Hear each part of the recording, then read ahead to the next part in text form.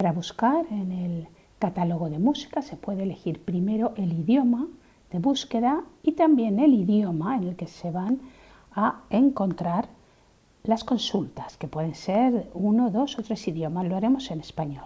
Aquí nos vamos a encontrar personajes y obras que podemos combinar con todas estas jerarquías. Vamos a buscar, por ejemplo, una búsqueda sería personajes, o sea, músicas que hayan hecho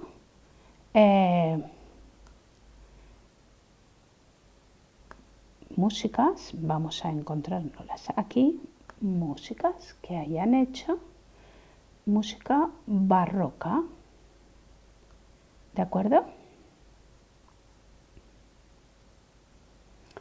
Géneros musicales barrocos, aplicamos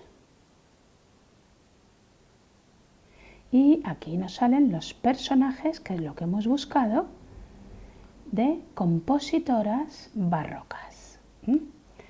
Podemos hacer búsquedas combinadas también respecto a la obra. Queremos obra romántica, obra musical romántica, ¿vale? Género música, y queremos que haya de partitura y también de audio o incluso audiovisual. Vamos a ver lo que encontramos. Aplicamos filtros y aquí tenemos las obras de Fanny Mendelssohn, de Adolphe Labou, Marie Traumann, ¿de acuerdo? Estas son las obras que tenemos con estas características, que es obras musicales románticas. Por último, señalar que hay este buscador que nos permite buscar por título. Por ejemplo, podemos buscar una persona, vamos a buscar a Clara Schumann, a ver si tenemos obra de Clara Schumann o si ella misma está. Aplicamos filtros y efectivamente tenemos aquí a Clara Wieck Schumann y una obra de Clara Schumann. ¿Vale? Las tenemos.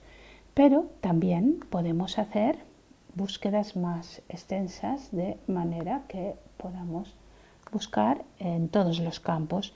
Y así podemos buscar, por ejemplo, personajes, pero que tengan que ver con sonata o hayan compuesto sonatas de todos los tiempos. Y aquí las tenemos.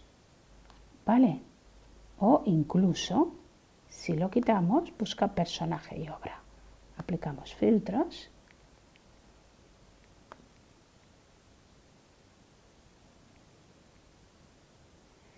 Y aquí los tenemos.